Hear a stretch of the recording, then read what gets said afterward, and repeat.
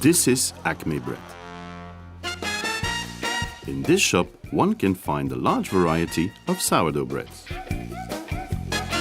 Back in 1983, Stephen Sullivan, the founder, wanted to introduce something new.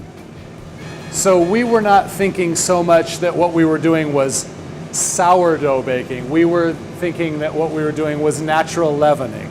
So we were leavening the bread with the wild yeasts that occurred naturally in the flour and in the environment, and learning to manage them.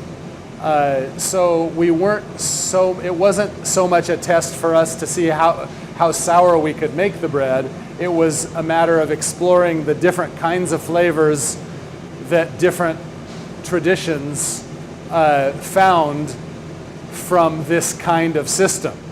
Different balances of flavors, balances of acidity, some almost not even acidic at all, that were possible with natural leavening, where you're sort of taking care of your own yeast and finding your own yeast in your own baking environment. It became a success. Within the years, Acme bread assortment grew from 4 types of bread to more than 100 different baked products. There's a great interest in breads that have had something more than just a minimal cursory fermentation.